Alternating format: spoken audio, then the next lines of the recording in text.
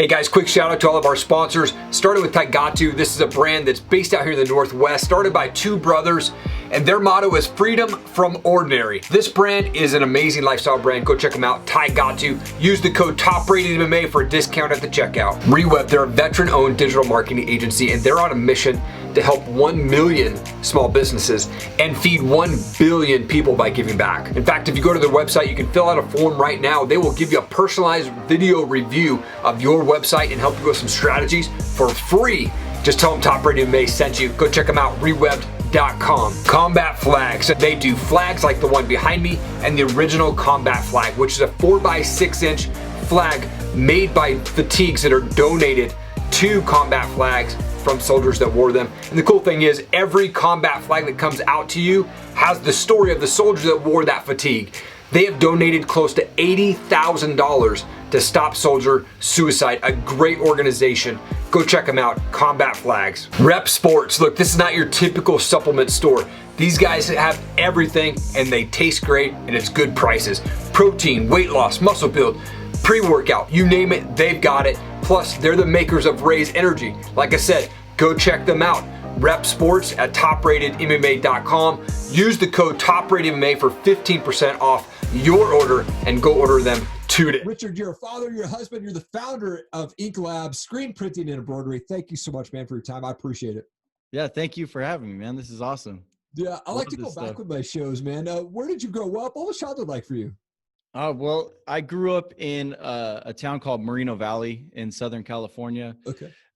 It's Riverside County, you know, Southern, like I would say San Bernardino, Riverside, it's all right there.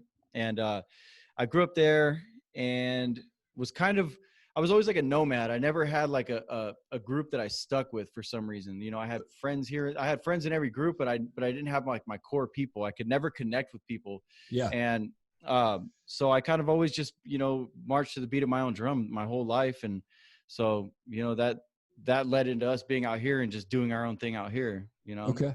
Yeah. When did you first decide that you wanted to do this whole entrepreneur type thing? Since I was born. Since you were born? Okay. Yeah. It's been something I've always been, you know, my own boss in a sense. I've had jobs, but it was never attractive to me. You know, it was just to get by, you know, if I ever had to get by and needed money for this or that, I would get a job. But I could never conform to that. It always felt unnatural to me. Yep. And so once I found out how to supply and demand and checks and balances and managing people and all kinds of stuff, man, that's when I was like, okay, this is it for me. You know, hustling. I like it. Oh, a lot, man. More.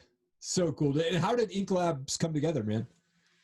Well, I owned a debt collection company for about 10 years in Southern California.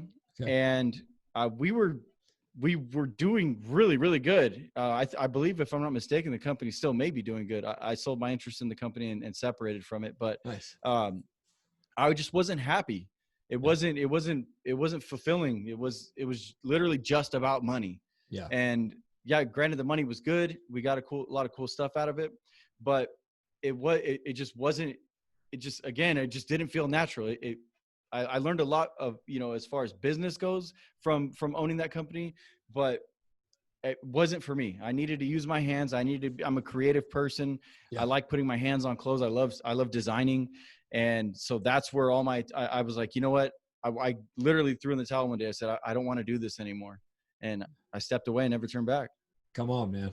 That's awesome. What did you learn and take away from that you've been able to implement in Ink Labs?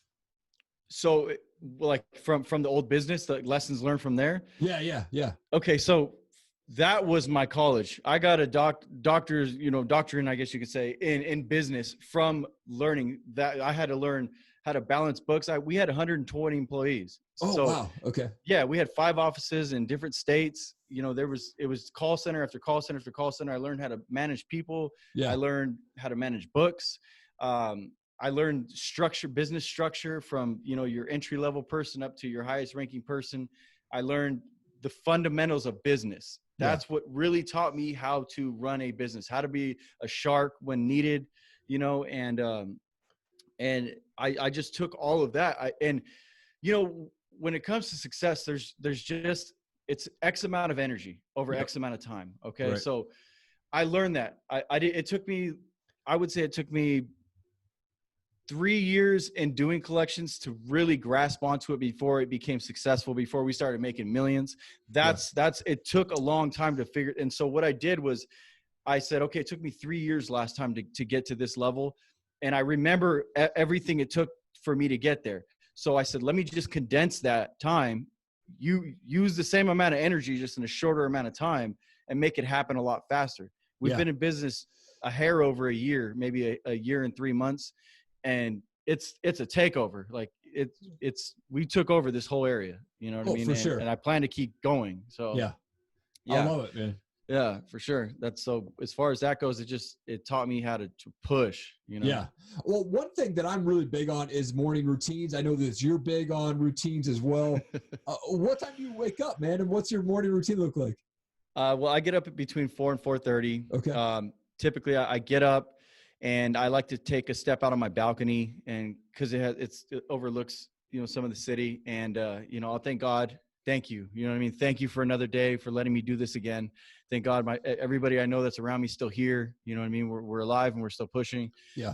From that point, I typically go to the gym, and I train for an hour and a half. You know, I just have a routine in the gym that takes between stretching and, you know, whatever it is, body part I decide to train that day. Then I always end it with core.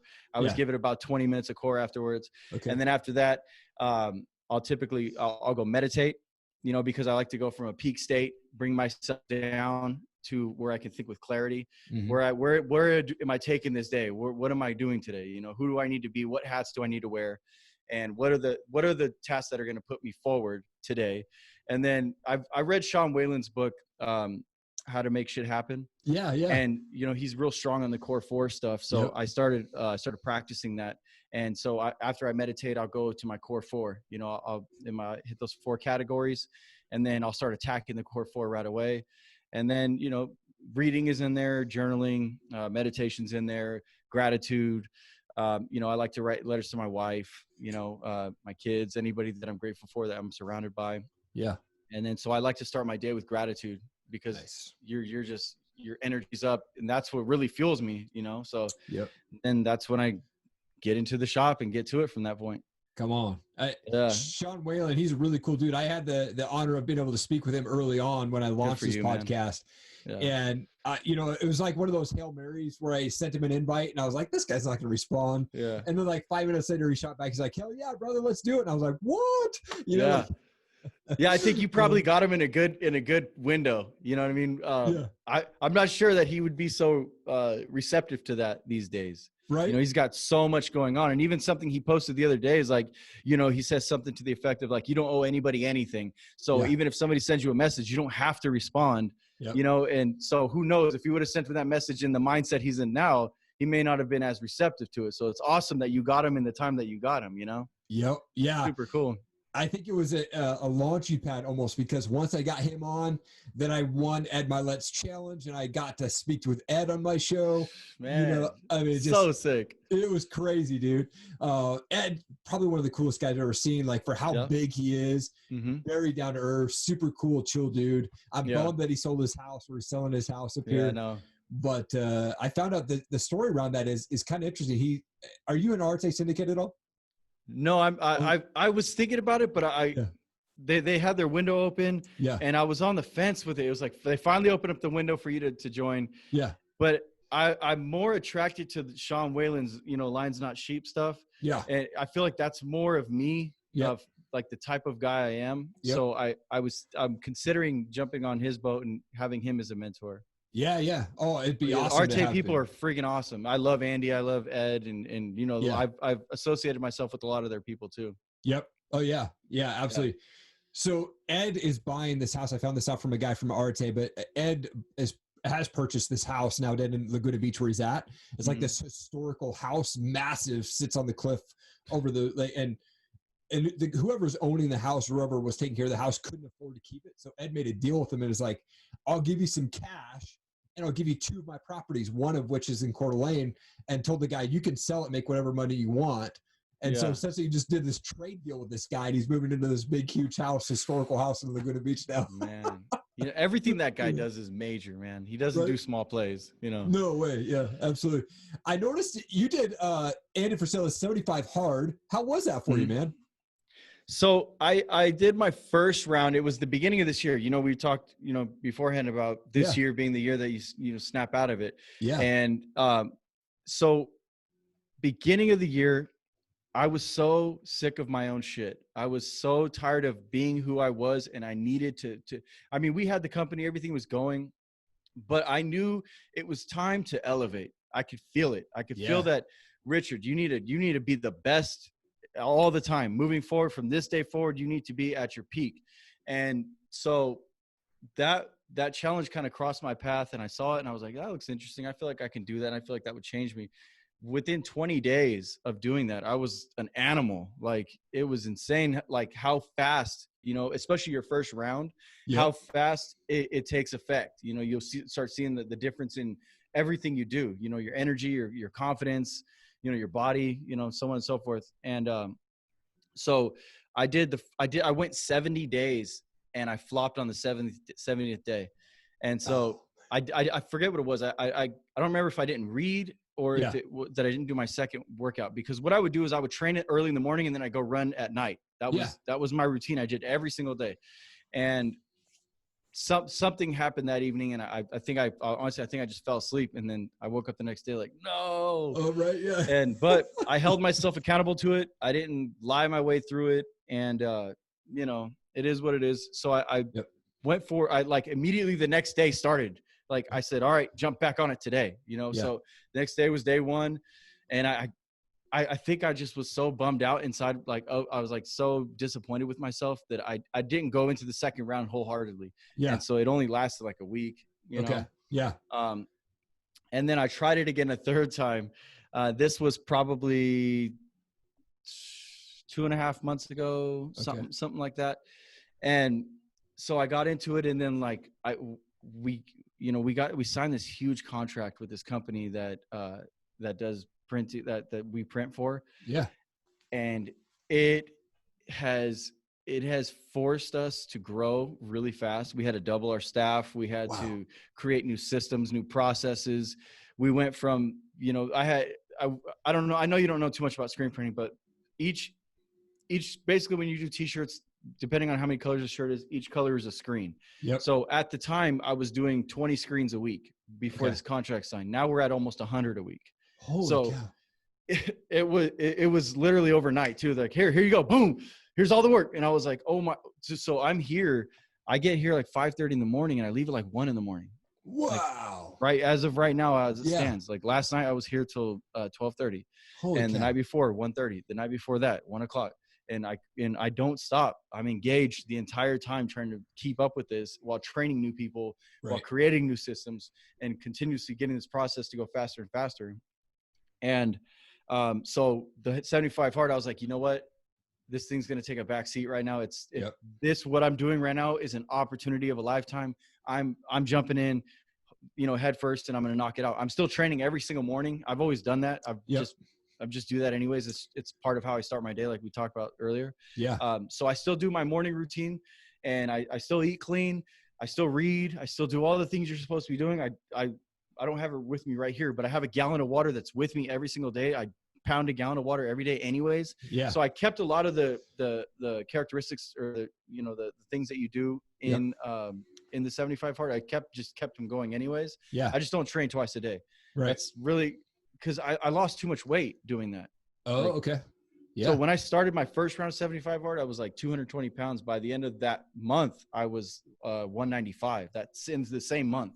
The first month I started. Yeah. And so now I'm at 190 because I'm working so much. I'm burning way more calories than I'm intaking. Totally. And so I'm dropping even more weight. So I'm like, dude, I can't. And it's like, I can't eat anymore. I feel like I can't eat anymore, you know? So, so I kept everything from 75 hard. I'm just not doing it as 75 hard, you know? Totally. I think as a family man myself, I've got 2 kids, and I tried the 75 hard, and I got everything completed that second workout that was super hard for me because I work full time and I didn't want to take another hour when I got off work to be away from my kids just for that. Yeah. And so that lasted just a few days for me. And then I was like, man, I just got to get in shape. I just got to do something. And that's when I started the 45 minutes of cardio. And it actually turned into what we're launching called the 45-90, which is going to be rolling out here in about a month and a half, which is pretty rad. Interested. Right on. Yeah. Yeah. For me, I like running. Yeah. I never knew I did until I started doing it, the 75 hard, because I was up here in January, it was snowing, you know what I mean? So it was a blizzard every night. So I was running in that. I was just outside running in snow. Like, it was hard to run because the snow was up to your knees, but I still did it consistently every single night. Yep. And what I did, you know, to bounce off of what you said a second ago about your family and stuff. So what I did was I prepped my family in advance. I said, this is what I'm doing, you know, and they were more supportive of it rather than just saying, hey, I'm going to do this and you guys got to just deal with it. Right. You know, we had a conversation about it in advance. Everybody was on the same page and knew that I would be sacrificing for that time.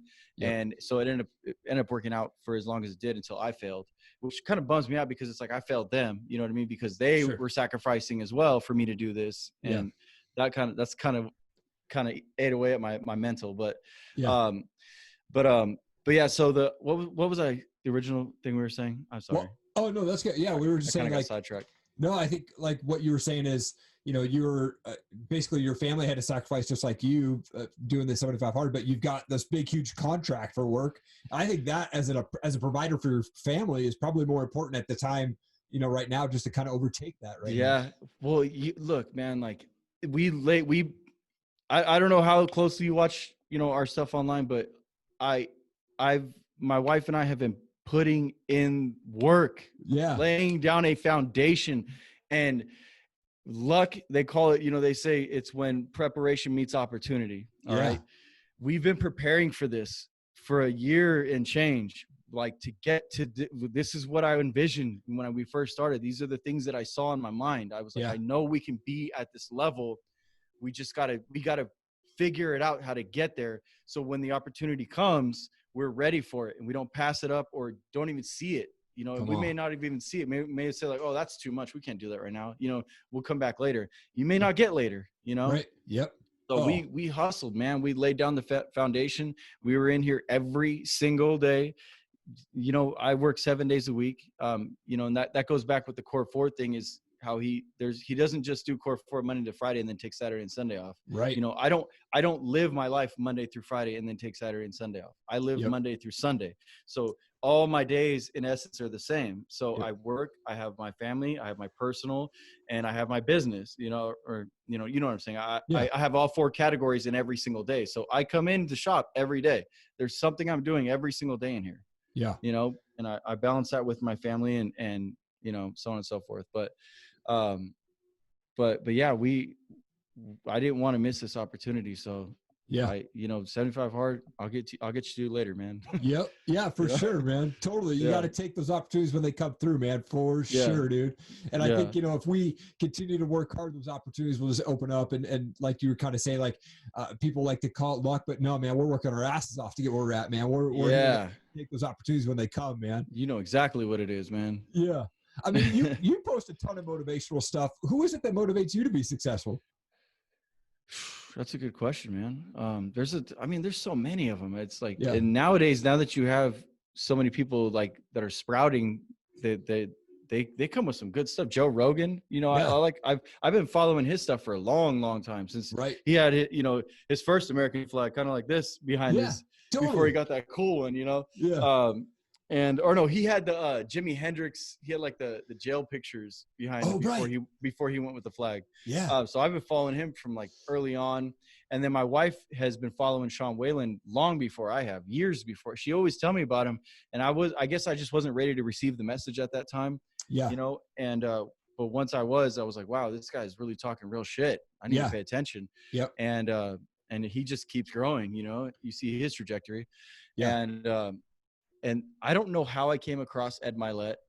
I can't remember, but from the second I heard that guy's voice, man, I was like, whoa, he's talking psychology. He's talking, you know, this is like, you know, how to control your emotions and your thoughts. Like it's not just, wake up and write in your journal. And no, he's like, hey, if you think like this, these are your options and this is what you want to do, Yep. When he broke it down like that, I was all in. I was like, dude, I listened to every episode. And then I went back through and listened again. Yep. Andy Frisella at first, I was turned off by because he cussed so much in his podcast. Yeah. His very first one. It was almost like it was hard to listen to in a sense. No disrespect, because it had gems in it all day. But totally. I was the same way. It wasn't attractive to me just because it was too much. Yep. And he dialed it back a lot since, and so I love his stuff now. I listen to a lot of his podcasts now. Yeah.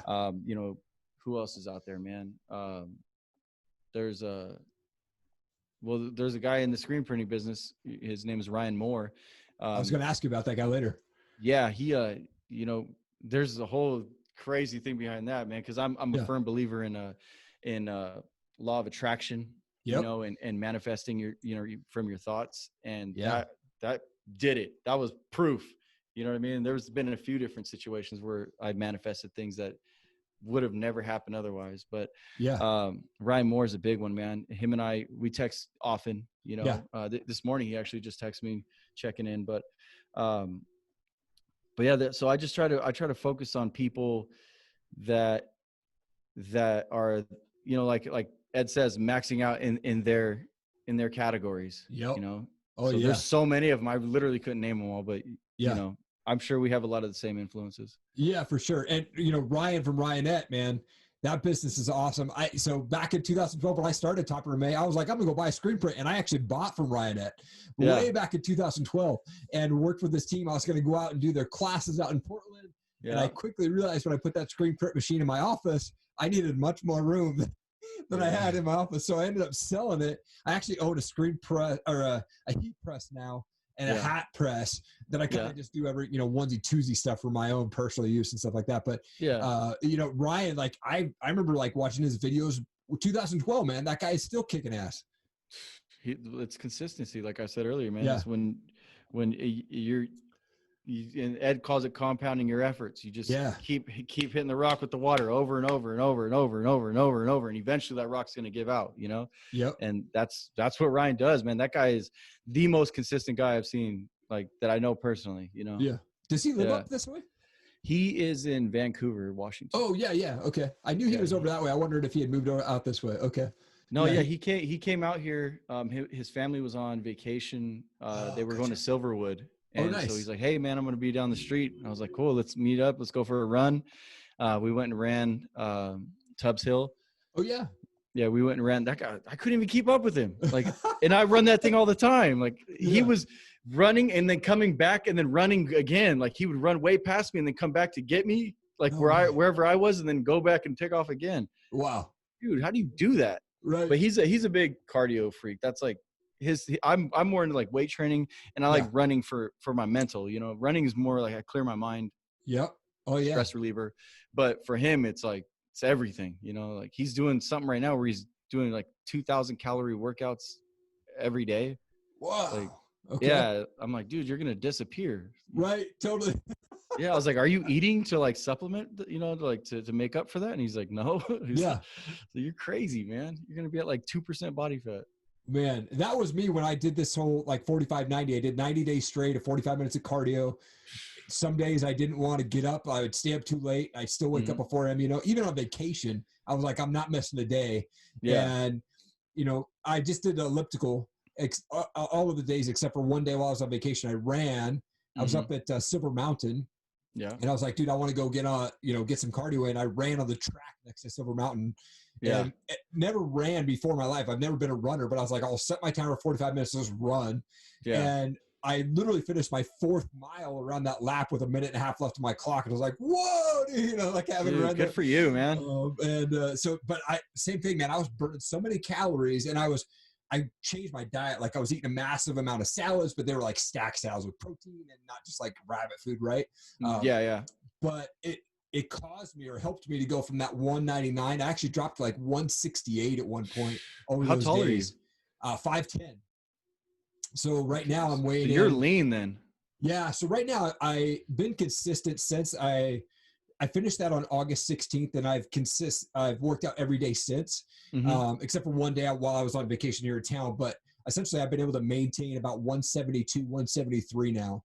Yeah. And, what's crazy is when you do it consistently like that. Yeah. It becomes who you are. You know, this is what I do. I do this now. You know what I mean? So I didn't work out yesterday just because it's been so freaking, we came in and it was just like from the moment the door opened, we had to go. Yep. And I knew that in advance. And I know I have wiggle room to sacrifice a workout here and there. I know I do, you know, because I work out Monday through Sunday. I don't do like I said, I don't do the weekend thing. Yeah. And so I was like, it's probably the first day I've not trained in 6 months or something. You know what I mean? Like and so I gave myself that one day, but yeah, man, it becomes a part of the fabric of who you are when you do something consistently like that. Yep. You know? So what I've learned is, because I wasn't always like this. I wasn't always so like just laser focused. And I had a lot of bad habits and rituals, and I never knew how to break them. Yeah. And through all this 75 hard and this life-changing stuff and reading and everything on I'm big into psychology and universe, and I'm huge, man, like big time into that. And once I learned to control my thoughts, my buddy told me this. He says, guide your thoughts with authority. And so since he said that, it's whenever that inner dialogue wants me to be lazy or do something else, I control that. I say, no, that's not what we want to do. That's what you want to do, but that's not what I want to do. And so I'll do all that stuff, man. But I drifted off again. I forget what I was saying, but no, that's awesome.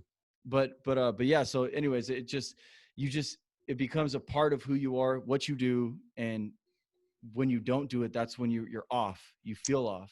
You know, I'm sure your day was kind of weird, you know, when you didn't train or run, you know. Totally. Oh, absolutely, man. Absolutely. And I kind of came from the same background where, you know, I was a big partier and was never laser focused about anything, you know, and, you know, arrested at 18 for having drug paraphernalia. I was bankrupt at 21, you know, it's like, really? Oh yeah. I was $28,000 in debt at 21 years old, man, and had to file bankruptcy, and turned 40 last year and been debt free for 2 years now, man. And, you know, we own 2 vehicles outright, and it's been a crazy journey to get where we're at, but man, I've been there. It never had the laser focus until I've been married for 15 years now. And man, my wife's been a huge impact on, you know, helping us get to where we're at today for sure. Yeah. Same with mine. She's like, get your shit together. She's always, you know, she's like, come on. Like, she knows when I'm not being at my best. But now I remember what the point I was trying to make earlier was I had all these bad habits. Yeah. And once I learned that all you have to do, let's say you have we have 10 bad habits, take it out and replace it with a good one. Yeah. Take it out, replace it with a good one. Take out the shit you don't like and replace it with good habits. And then you're a completely different person as long as you stay consistent with those good habits. Yeah. Just like you were consistent with the bad ones. Right. You know, so for people who are overweight, you have a bad habit of consuming too much food, you know? So if you replace that bad habit with a good habit, exercise, eating, you know, healthy, you're going to see the results of that, you know. And same thing with your finances. If you're a mess with your finances, okay, I'm spending too much, or I'm not balancing my books right. So let me start balancing my books right, not spending as much, being more careful with my money. And next thing you know, you got money, right? You know, so you just replace bad habits with good habits and you're good, man. Yep. So, yeah. One of the things I wanted to highlight about your business though, real quick, is during COVID, you guys actually raised a bunch of money to give back to local businesses, man, which was something that I thought was just really, really cool. Why did you decide to do that? And how much money did you guys end up raising, man? So it was actually a guy who owns another marketing company in Coeur d'Alene. He came to me with the idea. He says, man, what can we do to you know, raise money for businesses? And I said, well, why don't we just print a t-shirt and just all the proceeds go to whatever that business is? And then, so the original idea was we were going to go to different businesses and see who wanted to be a part of it. And I was like, why do we even have to do that? Why don't we just let the person who buys a shirt pick wherever they want it to go? And then we'll just reach out to those people and give them their donation. And so that's really how it started. I want to, it wasn't like the biggest deal ever, but there was somewhere in the ballpark of about 10,000 that was raised and passed around. So it was pretty cool. Yeah, it was cool. It was something to do, you know, rather than sitting around, you know, watching people suffer, you know? Right. Absolutely. I've got these things called pod decks. Something just random questions, man. I'm going to pull one out. Right. Hopefully it's a right on, man. This is, let's do it. I'm all in. Well, here, grab a card here. What's this one says? What characteristic are you most known for? Hard work. Hard work. Come on, man. You know, people, they think I'm on drugs because I never stop. Yep. And for the record, I've been sober for almost 2 years completely. Come on. Anything that was one of the biggest deals of my life was getting over drugs and alcohol. Okay. That was huge, man. If you had known me before, we wouldn't be having this conversation. You'd get this fucking guy away from me. You know what I mean? Yeah. So drugs and alcohol are out the window. I work my ass off, and it is real. I drink water only. All right. Come on. That is awesome, man. Congratulations to you, man. I think that's so cool. Thank you. That was the biggest one of my life, man. What's the best part about being a dad? What isn't? Yeah. Dude. Oh my God. So, okay. Thank you for asking that. So I love watching my kiddos blow my mind every day. Totally. Every single day. I got 3 daughters. Okay. So, my oldest daughter is super into space. Okay. Big time, man. And she says a lot of stuff. We have a lot of deep conversations. I'm huge on astrology and the universe and stars, and you know, that's a whole nother, you know, conversation. But her and I have these conversations where we'll go outside and we'll watch the stars, and she'll tell me about the gases in this galaxy and what this planet has, what it's made of, and literally all over the place, really deep stuff. And I'm like, who are you talking to? You know what I mean? Where are you getting this information from? You know, and she just does her own research. She doesn't ask me like, hey, can you give me a book on this and that? No, she goes and figures it out on her own, man. Wow. Gnarly, dude. Yeah. And then, my other daughters, they're still really young, but one of them just started, I was trying so hard to get her to count to 20 for the longest time. Okay. And just like 2 days ago, she just came out of nowhere counting to 100. I was like, wow. When have you been practicing this? Like, what the heck? Yeah. So, you know, my kiddos, that just watching and investing in them. I like to invest in the things that they're interested in, you know, because nobody did that with me when I was a kid. I just grew up wandering around, like I said, a nomad. So, I actually pay attention to them, right? And you know, whatever I see that their attention goes to, I try to go all in on that. Come on. Yeah. My wife and I, we both come from broken homes, man. And like multiple divorces and crazy abuse on both sides.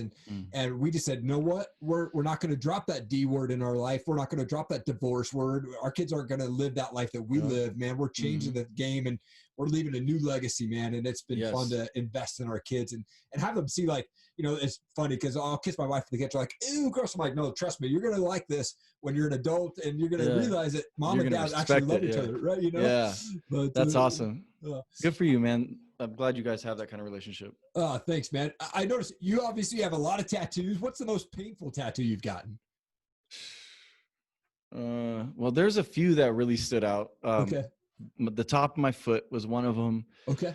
My head, like the very top of my head was that one. I didn't even finish it because it sucked so bad. Okay.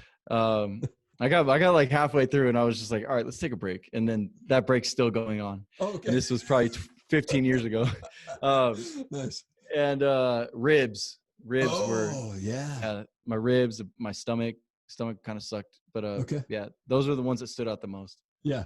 Last question for you, man. I love music, so I always ask this question, but do you have a favorite band or favorite type of music you like to listen to?